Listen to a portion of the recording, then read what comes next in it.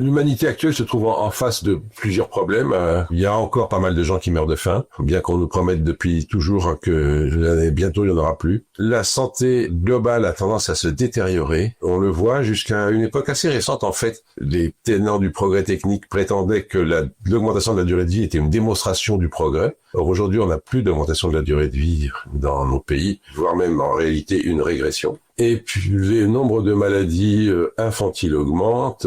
On a toute une série de signaux d'alarme sur la santé des humains. Et puis, sur les écosystèmes, alors là, c'est encore pire. La catastrophe est extrêmement visible, puisque on a diverses estimations qui reviennent tout à peu près au même. On perd plus de 70%, disons, de la biomasse d'insectes en quelques dizaines d'années. Donc, les écosystèmes se portent mal, les humains se portent mal, et l'agriculture productiviste n'a pas tenu ses promesses, puisqu'elle ne nourrit pas toute l'humanité. Et en réalité, il est faux de dire qu'actuellement, le problème de la faim dans le monde est un problème de production. On produit largement assez pour nourrir tout le monde et on produit même beaucoup trop pour nourrir tout le monde. Si les gens meurent de faim, c'est parce qu'ils n'ont pas assez d'argent. Et s'ils n'ont pas assez d'argent, c'est parce que le système agricole industriel crée des inégalités. Donc quand on ne nous raconte plus qu'il faut augmenter la production, c'est juste faux. Voilà, alors dans ce cadre-là, à quoi peut bien correspondre l'idée de remettre des pesticides interdits alors que on sait très bien que ces pesticides sont complètement catastrophiques pour la santé humaine et pour celle des écosystèmes?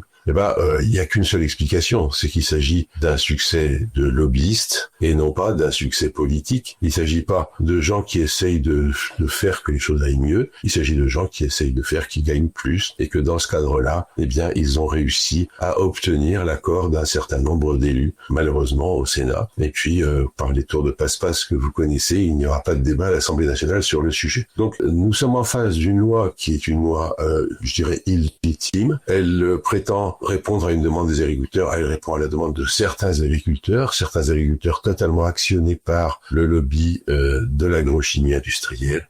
Ces agriculteurs, je pense pour beaucoup, ne se rendent pas vraiment compte de ce qu'ils font. Ils ne se rendent pas compte du fait que s'ils croient se débarrasser des pucerons avec des néonicotinoïdes, eh bien, ils n'y arriveront pas parce que les pucerons survivront, mais que ceux qui survivront pas, c'est ceux qui mangent des pucerons. Dans un écosystème, il y a une chaîne trophique, il y a des organismes qui mangent des organismes qui mangent des organismes, etc.